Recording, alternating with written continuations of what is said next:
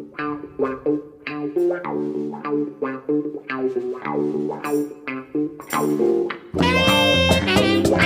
morning, Mr. Hudson. How are you, sir? Yeah, good, good. Another day in paradise, I believe. Absolutely, and welcome all to My Life, My Music.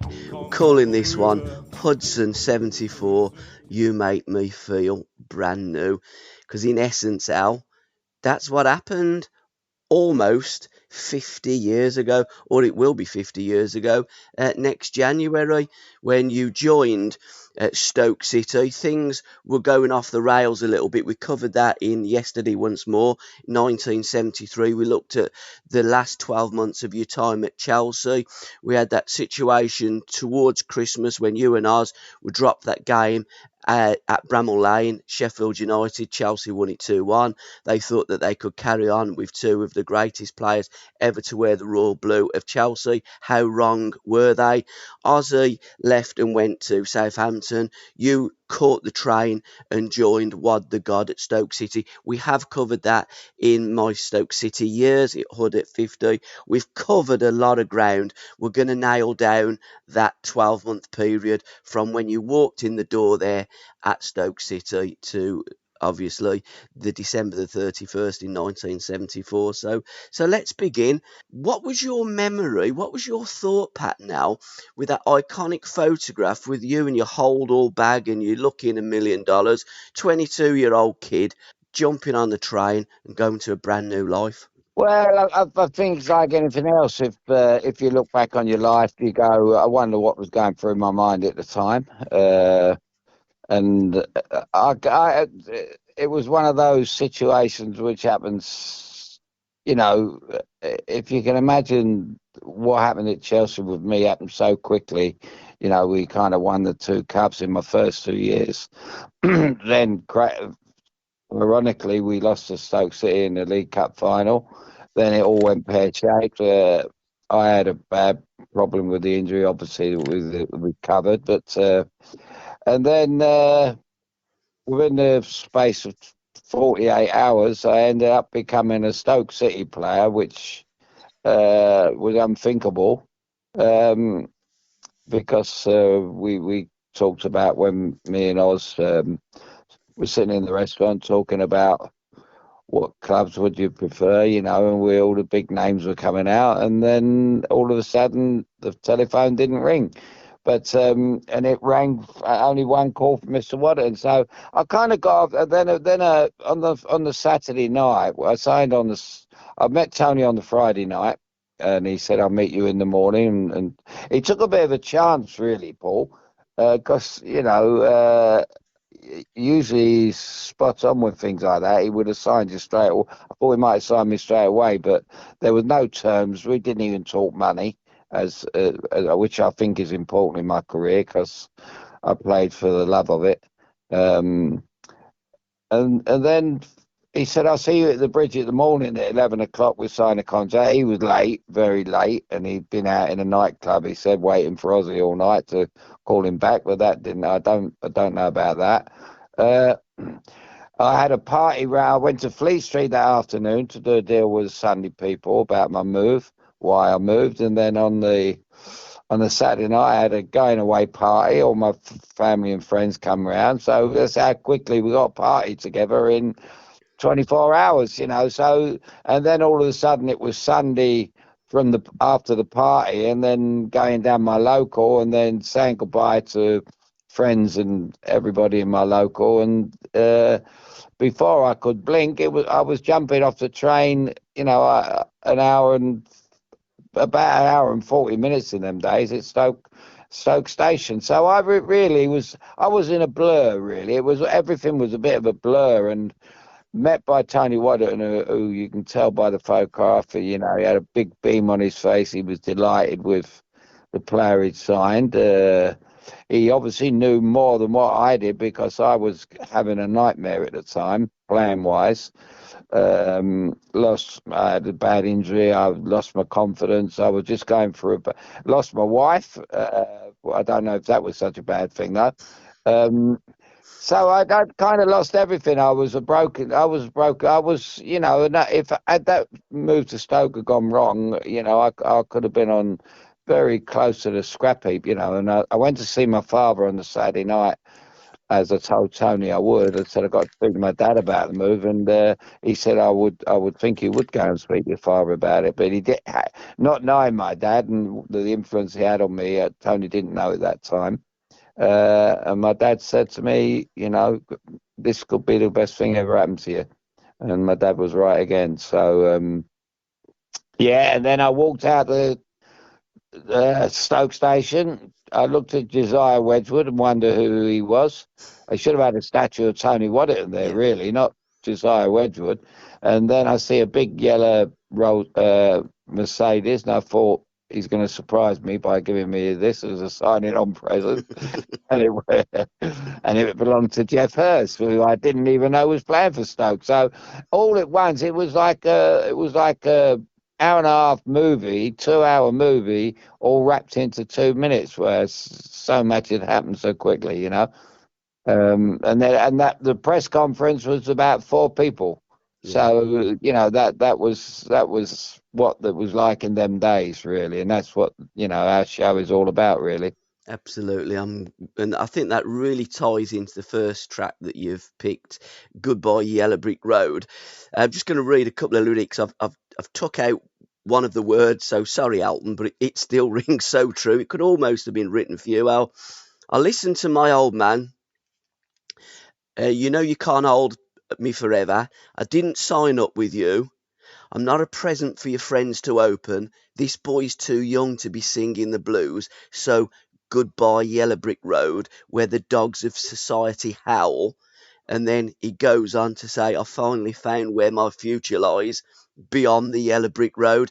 That really is very apt for what you've just described. And Alton could have almost written that, although Alton wrote the music, it was Bernie that wrote the lyrics. So apt for your time, and even more so apt that you arrived in a yellow Mercedes beyond that Well, yellow yeah. brick road. Yeah, yeah. I mean, I really didn't need that Bernie Taupin for that one. I could have wrote it myself. That's fantastic. You picked that out, Paul, because I didn't realise. I know the words to it, but Yeah, and I've sung it a million times in different places and in parties and pubs and clubs, and gone along with Reggie and sang it, and. Yeah, I mean, it is so apt. It is so apt, and it makes you wonder about life. Sometimes certain things that happen and write songs or whatever they are, or you see a movie and a little bit of deja vu comes up, and you think, "Have I been there before?" Uh, them words kind of they were written for me. I must agree. Yeah. absolutely. And I think all the songs that you've picked for this episode, Al, that one was from 1973, hung over from 73 to 74. So nicely links from yesterday once more onto Hudson 74. You make me feel brand new. A track that you've picked, and Waddington did make you feel brand new. But before we get into another record, there was 22 number ones that year, and you have picked one of the number ones. It got to number one in the October of 1974. But just to throw a little bit of light on some of the things that happened that year, the IRA bombing began on mainland Britain. Nixon becomes the first US president to resign after the Watergate scandal. The miners' strike brought down the Tory government. Rumble in the Jungle happened, and Stephen King, a young 26-year-old author, had his first novel, Carrie, published. There was a lot going on, and we are going to just dip into one or two things that happened that year. The season started quite well for Stoke City. This is the 73-74 season. They won the Watneys Cup, but by January they'd fallen to 17th in the first division. It really went from a cup in 72 at Wembley. Okay, the Watneys Cup wasn't a particularly big cup, but it was a cup designed for all the top scorers in the respective leagues, and Stoke beat Hull City 2-0 to win the Watney's Cup. But they really, really were falling off the rails, and it was Alan Hudson signing for Stoke that really made the difference. In fact, since after your signing at Stoke, they lost just two games from the final 23. You had a better record than probably Liverpool and Leeds United that ran out winners. And we're going to dip into some of the games shortly out that you played in that 12 months. The first being Liverpool, and it was one of your final games for Chelsea against Liverpool, and your first game against Liverpool at the Victoria Ground. So let's start at that. You've put your boots on, you're walking out, your home debut. What was going through your mind?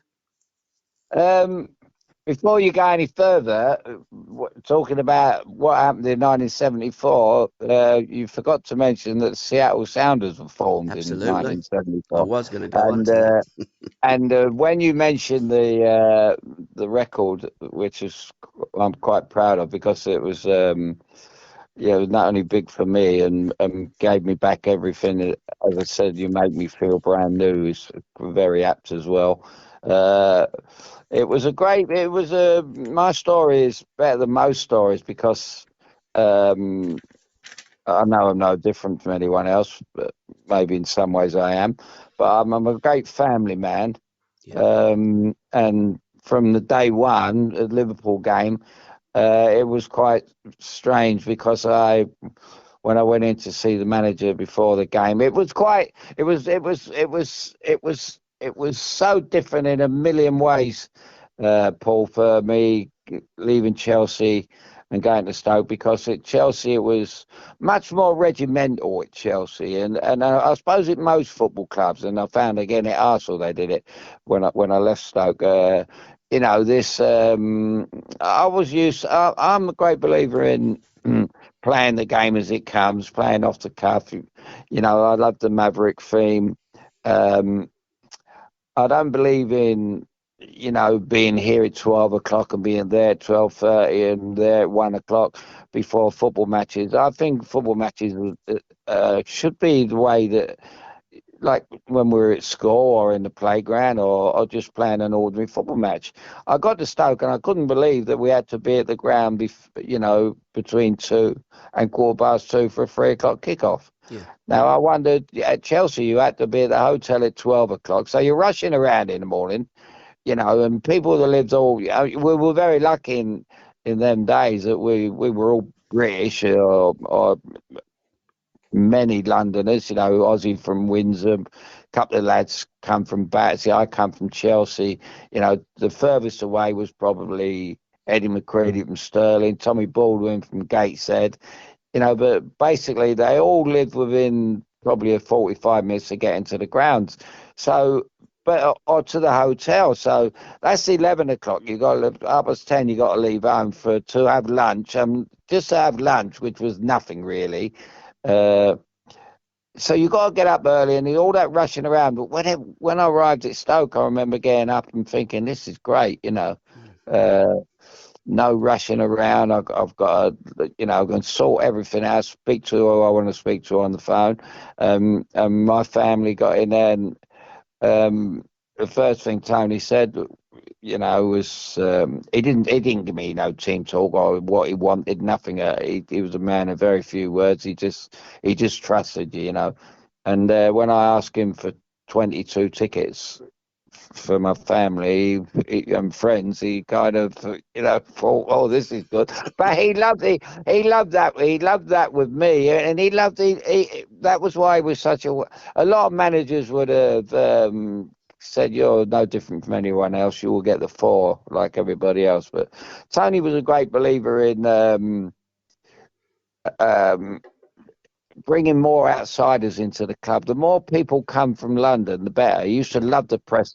As many press people come to London. He was a great PR man, and he always loved to put Stoke City out there, on the map, and he saw that as a good thing, and he welcomed my family and friends, and he was not just my family and friends, but all people that come to the ground.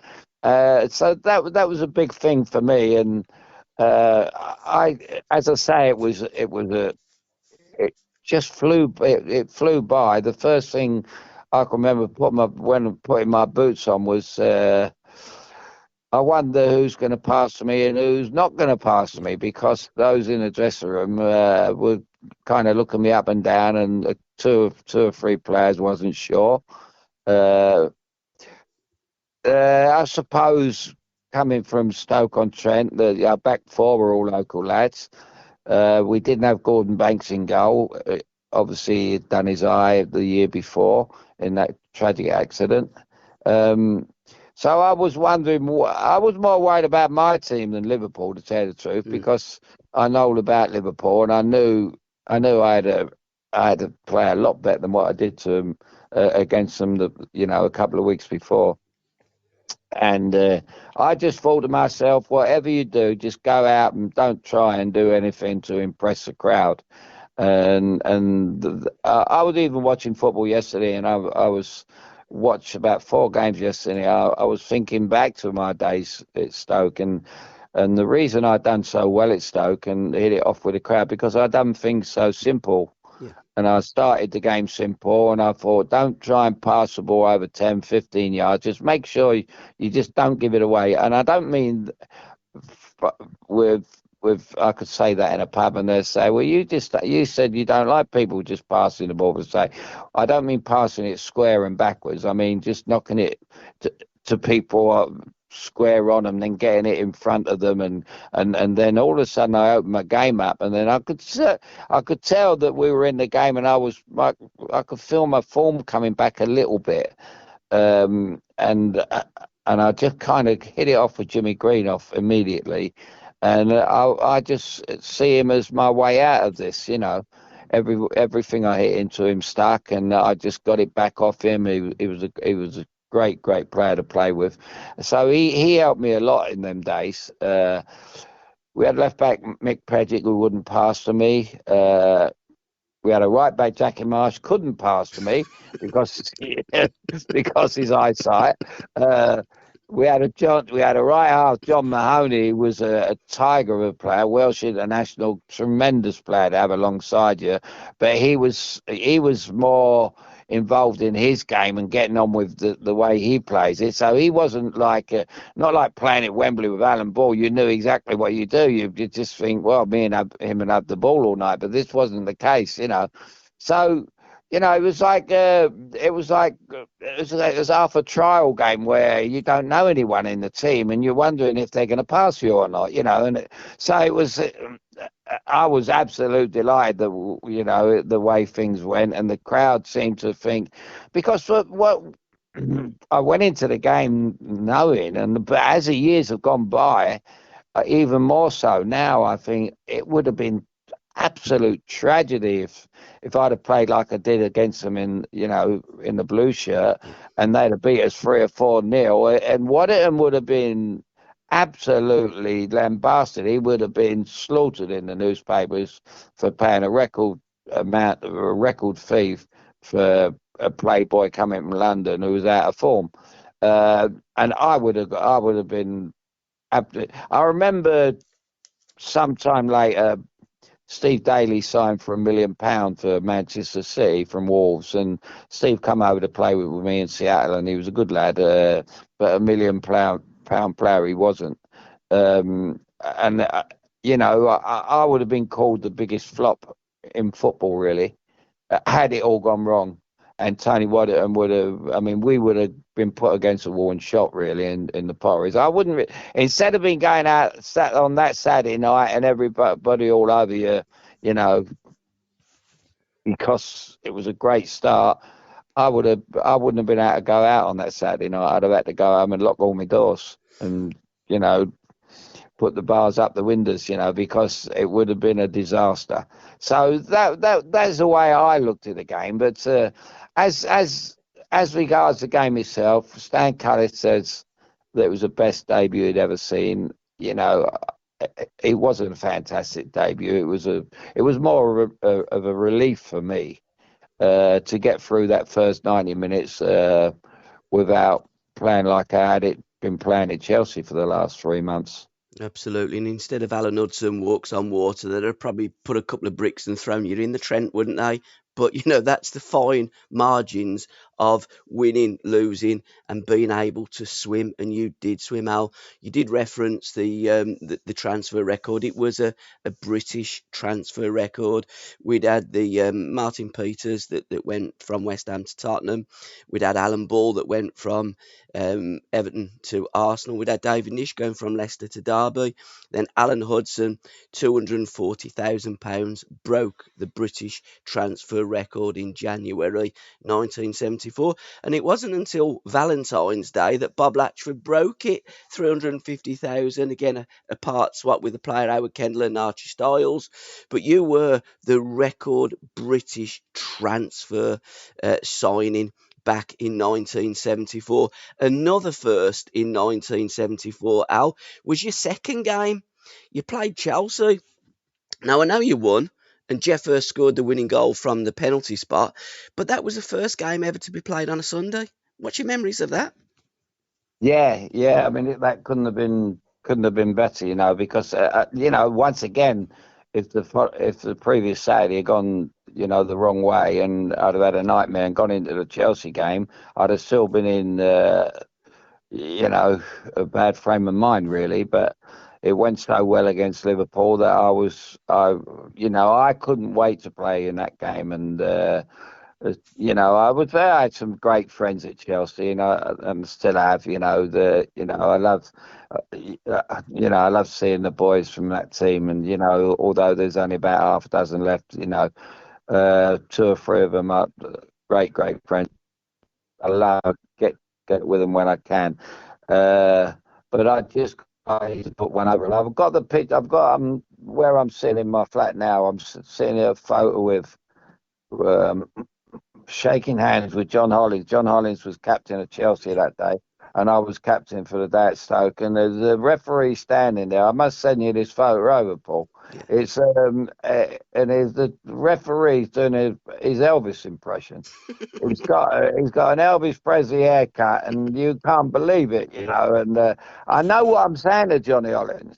I know, actually, 50 years on, I know what I'm saying to Johnny Hollins. I know what Johnny Hollins is saying to me, because I knew John since I was 13 years of age, and I just told him that I was going to run him ragged, and he kind of laughed. And he laughed, he kind of laughed and said, you always one for the one-liners, Al. I said, well, it's not going to be a one-liner today, and that's what I did. That was really a great performance, far better than the Liverpool one, and and to finish it off, I got the penalty as well. So I knew how I got the penalty. The young lad Gary Locke was right back, terrific right back. But I knew I had him, and I got the ball just inside the Chelsea box. I played a 1-2, and Gary kind of, it says almost as if we looked each other in the eyes, and I just knocked it by him, towed it by him, and I knew he had long legs, Gary, and I thought he's going to bring me down here. And it wasn't a case of today where players dive. He was going to bring me down, and he had no other way. I knew he couldn't get the ball, and over I went, and Hursty smashed the penalty. That was a great start to beat Chelsea and look over. I wasn't happy to beat my mates, but I looked over at the bench at Dave Sexton, and and kind of smiled, a right smile. I was delighted to beat them. Was there any thought in your head that you wanted to take that penalty? No, No. no, I knew how Mm. good Jeff was at Yeah. taking them. And I'd done my bit. I got the penalty. Yeah. I think if he'd have thrown me the ball, I'd have been delighted to take it, and because I knew, um, obviously, I knew all the. I was lucky. I was lucky at Chelsea when I got into the team because I knew all of them because I'd been there for a couple of years as a schoolboy, and I know the good, the bad, and the ugly at this stage of who they were when I got into the team and who I could trust, who could trust me, and that was a good thing about when I got into that team. But when I left, and I also knew who wanted me to stay and who wanted me to go. Mm, So I was in a good position, uh, especially with having the manager that trusted me more than anybody. absolutely. And when we roll it forward to the 27th of April 1974. You then went back to Chelsea and you did score that day again in a 1-0 win. And really, that was the game and that was the goal that put Stoke City into Europe when you signed for Stoke City. They'd actually just dropped after a draw at Ipswich into the bottom three. An unbelievable turnaround. Chelsea, they must have absolutely loved the return of Alan Hudson. Well, it was. I think it was the same day that Dennis Law scored. Yeah, it was. Yeah, Mm, uh, which I didn't realise at that time, which I didn't really care about at that time, in all fairness. But because we played Manchester United on the Monday night, we were going back to Stoke that night, and the last thing I can remember about that game, I remember I think we had a corner, and I was on the edge of the box, and unlike today where you see about eight players come out to try and block it. Watching Everton yesterday, you'd have had all these players trying to charge the ball down. They come out to me I was on the D there, and I just half volleyed it, a good strike, and we went 1-0 up, and that was a dream, and it couldn't be no better. Uh, And then I remember getting on the train, and I couldn't wait to get out of London, which was strange because you might have thought that I would want to stay down, but I didn't. I really didn't want to stay. I didn't want to be around Chelsea supporters because I was to learn that they give my family a bad time. mm, Uh, all around, and they absolutely slaughtered me through the game, which I didn't hear. I wasn't aware of, but my family told me that they were disgraceful. What the names they were calling me, which was unbelievable, really, because as you know, we spoke about that. Osgood and I didn't want to leave. I suppose it's some. I got this case with the FA going on, and you got to tell the truth. They I never asked for a transfer, and they wanted to get rid of me. They wanted to pay for the stand, but and that these are all the little things that gave me so much delight to because if they'd have got away with it, if I'd have played no good in those first few games, and Chelsea would have thought, oh, didn't we do well getting all that money for him? We told you he was gone, mm. but we turned it all around, and that's the song. You make me feel brand new, and I was brand new by that time. I was a different person in 10 days. Since meeting Waddington, I was a different person, and I was back in love with the game. There's a phenomenal line, and again, it could be written about you and Tony in that wonderful track, "You Make Me Feel Brand New" by the Stylistics. And it says, "Only you came when I needed a friend, believed in me through thick and thin. This song is for you, filled with gratitude and love." Again, that's something else that you could have penned for Tony because he did make you love again, didn't he? Absolutely, mate. Absolutely. It's uncanny how since you and I have known each other Mm, and been talking about football and music, how they go hand in glove and words and all that, and it's like I'm sure it's a little bit different, like a man and a woman have fallen in love and everything else, but there's songs written that remind people of how they met and everything else. But this really does fit the bill, And if you were to write a song, that would be it, and that yeah. would be my song for Tony. Uh, Although I had a lot of songs for Tony, I got to say, especially when he had a Gordon's and tonic, and his favourite little tipple. No, it was like going it. I don't know. I know I drive people mad with talking about Waddington, but I don't care. because he was that much in my life, and he kind of, and I sometimes have to look up the photos on my wall and apologise to my father that I speak about him more than I do my dad. But that was the way it was, and that was what the great impact he had on my life. And the day my father first met Tony and shook his hand, my dad didn't shake people's hands. He didn't do all that. And you can catch the full episode at www.patreon.com.